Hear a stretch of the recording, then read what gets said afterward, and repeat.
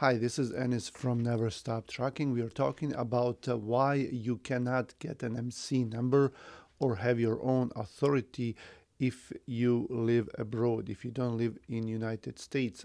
This is one of the most common questions that I've been getting on this channel is that do I need an MC number as a dispatcher? How do I get one? Where do I get one? And then especially if I live abroad, if I don't live in United States. I myself, I do live in United States. I have been here for 22 years now. And for me, it's different. But on this channel, I also teach how to do dispatching if you don't live in United States, because I know a lot of people who do it, but that's about the only thing you can do from abroad is to be an independent dispatcher, and that is getting harder to do every day now as well. But when we're talking about having your own authority, even having a brokerage authority, not just carrier authority, it's practically impossible to do that, especially if you want to be a carrier, if you want to have your own trucks, or even if you want to have someone leased on to you. So that means that you don't have your own trucks. Now let's talk about brokerage first. Brokerage could be pulled off, but that would be illegal. So there could be ways to do that, and I am not teaching how to do illegal things on this channel, and I'm 100% against it. I am just saying that maybe you could somehow get away with that because it's less. When it comes to government, they're checking less the freight brokers as opposed to carriers, all right? But you still have to have an actual office, a physical office in United States if you want to be a broker. Now, if you want to be a carrier, it will be impossible for you. Why? There are a few reasons, and I agree with all of this. I'm not against it. I think that's the way it should be done. That if you want to be a carrier, you will have to live in United States and be present here. Because let's say, like, I'm in United States and I want to have my own trucks in Germany. All right, that it doesn't make sense. How am I going to do that? I'm not going to be there. How am I going to buy trucks? How, even if I want someone leased on to me, but over there that's not as common as here in United States. Here you have a lot of people who have their own trucks and they have their own MC number, or they just have their own truck and they're getting leased on to someone.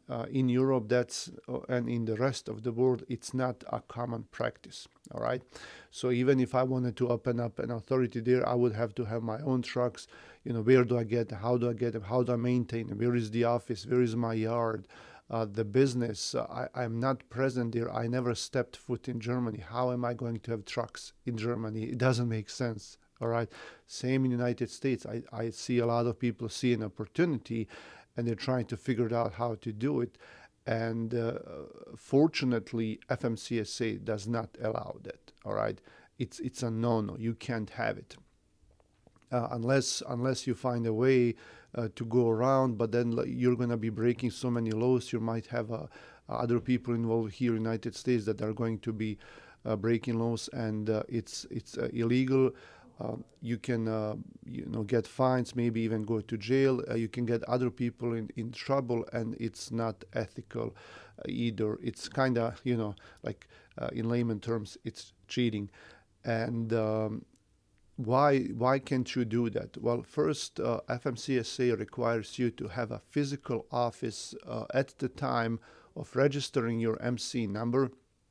You have to have a physical office in United States, and you have to have a legal address. You cannot just make up an address. When you go there and you apply for MC number, it's $300 still to apply for that, and there is a step-by-step process. You go to their website and you click next, and you type in your physical address. If your address does not match the postal records, the USPS records, the system will not let you go through. I know when I moved to a new address and I tried to for my MC number, it did not let me do that. I went to post office several times for them to correct that address, to make sure that FMCSA likes that address before I was even able to apply. And this was for the freight brokerage, not for a carrier. Okay, so, and like I said, freight brokerage, it's a little bit easier to get than trucking authority. All right, so the system will not let you even apply for it. Okay, by law you have to have a physical address. It can be your home address if you live in the United States. It does not have to be a business address or an office. It can be your home address, but you have to provide them with a physical address where you're going to have all the equipment records, driver records, driver qualification folders, permits, everything set up. Then you have to have drug testing set up with someone locally. Then you have to have insurance. Insurance will check your address. It will check what kind of equipment you have. There will be so many checks. So if you don't have insurance, liability insurance in place, then FMCSA will not grant you the authority, and the insurance they will be checking on their part. All right. So it's there are a lot of checks that you have to pass, and if you don't pass them, you're not going to have your authority. How, like, let's say you get an owner operator, you don't have your own truck because you can't buy your own truck, you're not here. Let's say you get an owner operator leased on to you. Now you have to add them to your random drug testing. You have to add them to your insurance. You have to find them a trailer if they don't have one. You have to print out signs that they're going to put on their trucks. You have to get the ELDs for the logbooks and give it to them physically. They have to pass the drug test. They have so much paperwork to fill out and give that paperwork to you, and you have to print out that paperwork. It has to be a physical paperwork. It cannot be on your computer, right? You can have it as a backup, but the law requires you to have that physical paperwork in physical folders in a cabinet in your office, all right? And you have to sort it out whenever their license expires, their medical card expires, when they have to do random testing. You have to have all that in those folders, all right? And then after a year or so, the local state police will do a check on you. They will want to see all the records, the logbooks, the drug testing program in place, and it used to be that they come out to your office at that time.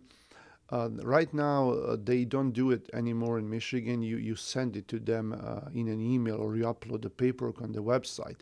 But how do you know? Maybe they will decide to come to your office. And where is your office going to be? Like somewhere abroad? It cannot happen. Also, if they have an audit, if something happens and they decide to come and audit you, where are they going to come? So you would be in big trouble, and you will be shut down immediately if you even pull off to like the fact that you're going to be operating this from abroad. All right, so that's why they don't allow you to do that, and that's why it's impossible. And I keep saying you cannot have an MC number if you are abroad. Even if you're here as a dispatcher, if you don't have a truck that's going to be leased on to you, or your own truck, I keep repeating this, you can't have an MC number. And having an MC number, a carrier authority, is a big responsibility. It's not something that should be taken lightly, where you just decide, well, I'm just going to open up and start my own trucking business. There's a lot of risk involved, a lot of liability. you have to have a company that's going to be very careful, and that's going to be playing by rules. All right, so it's not a joke.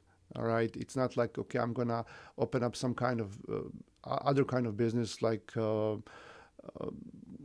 cleaning or selling something online or something like that. No, this involves people's lives, and it's very serious business. It doesn't matter if you have one truck or 100 trucks.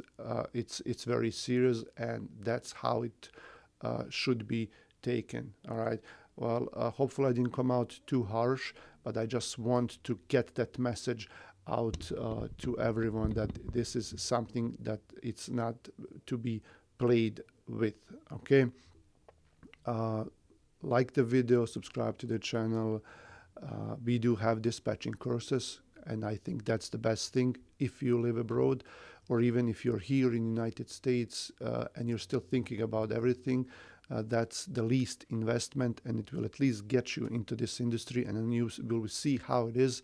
And then maybe down the road, once you gain some experience, then you can go a step further. All right. Thanks for watching. See you guys later.